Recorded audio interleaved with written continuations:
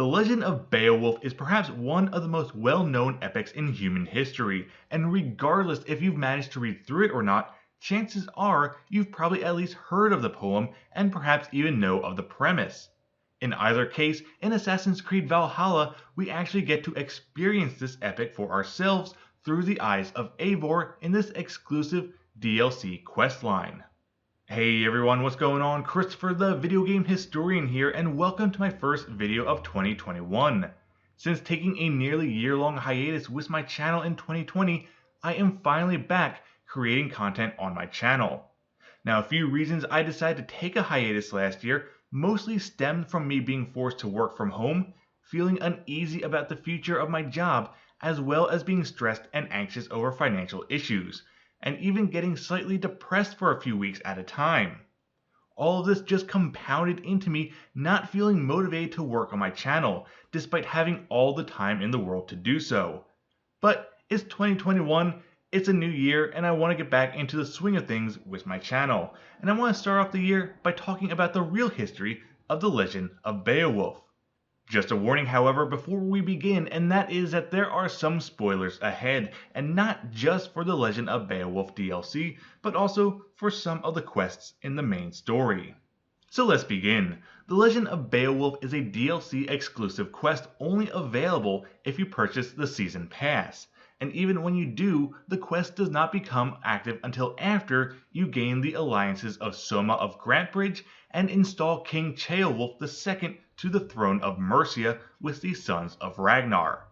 After these quest lines are completed and you succeed in defending Ravensthorpe from a Danish invasion, Eivor will receive a letter from Wulfhilda, an abbess in East Anglia.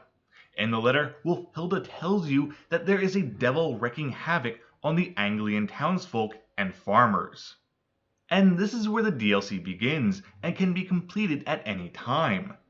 After reading the letter, Eivor heads out to an East Anglian farm to meet with Wulfhilda and to investigate the claims that a demon or monster is terrorizing the people. After arriving and talking with the abbess, Eivor learns that the townsfolk believe this to be the work of nearby Danish warriors, who are led by a man named Hrothgar.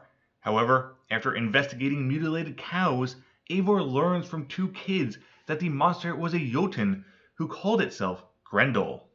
After more investigations and discovering an axe that belonged to Hrothgar, the abbess and Eivor head towards Brisley Farm to confront Hrothgar and his men, only to find that they have all been killed and he himself is close to death. In his final words, he mentions that there were two Jotun that came to slay he and his band. With Hrothgar's death, Eivor and the abbess wait until Grendel shows back up to the church so Eivor can confront it and kill the beast. Unfortunately, after killing the beast, Eivor discovers that it was just a man with the mind of a child that was causing all the damage, and leaves to find the mother. In a cave not too far from the farm, Eivor finds Grendel's mother in a deep well protected by a curse. However, after defeating the mother, Eivor finds out that it was a woman that they had met before when Eivor first came to investigate the strange happenings.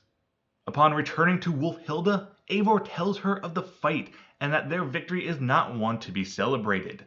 The abbess agrees and suggests that she write a poem about these events and changing them so that they are about a man and a beast and the heroics of the warrior, leaving Eivor's name out of it completely. Thus, in the world of Assassin's Creed, the epic Beowulf was written based on Eivor's exploits. However, the real history of Beowulf and its story is of course a bit different. Now, while Assassin's Creed Valhalla takes place around 873 current era, the Epic of Beowulf was historically composed much earlier, sometime between 700 and 750 CE, though it was not written down until around 1000 CE in what has become known as the Noel Codex, a manuscript that contains the Cotton MS Vitellius A 15, an Anglo-Saxon poetic manuscript that contains Beowulf written in the West Saxon dialect of Old English. As for who wrote the poem or even composed it originally, well, that's unknown. Nobody actually knows for sure and could have been any number of individuals, Saxon or Dane, or pagan or Christian. In fact, many scholars are unsure whether the Christian elements of the poem were added in later or if the pagan elements were simply decorative archasing by a Christian writer. It is also unclear how different dialects and how much oral traditions affected the interpretation and the story of the original Beowulf, since the first written record is some 300 years after it was initially composed. Now, as for the story itself, well, unlike in Valhalla, there are a number of differences. First off, Eivor is Beowulf, but on top of that, the story takes place in Denmark in the 6th century. Also, unlike in Valhalla, Hrothgar is not dead, nor does he die at the hands of Grendel, but is actually a Danish king. Beowulf does slay Grendel, who waits for him to arrive in King Hrothgar's mead hall at night by cutting off his arm. Grendel's death would result in his mother coming to the mead hall to avenge her son the next night, and similarly to Valhalla, Beowulf does indeed track down Grendel's mother, albeit the next day, tracking her to the bottom of a mare, and just like Eivor, kills the mother as well. However, in the poem, Beowulf returns to King Hrothgar with the head of Grendel cut off from its corpse, and after celebrating the killing of these two beasts, Beowulf returns to his own home where he eventually becomes king in the sequel. Okay, so that was a super basic description of Beowulf and certainly does not take into account the many aspects of the original epic.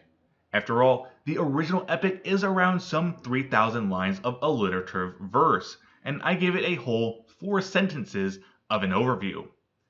So for those of you who might have actually read through the original Beowulf, what are your thoughts on this DLC questline? Was it a cute, fun homage to the original or a butchering of the poem's history? Let me know in the comments below, and if you enjoyed this video, please leave a like and subscribe to my channel. Also, don't forget to follow me on Twitter, and until next time, I'll see you all in Valhalla.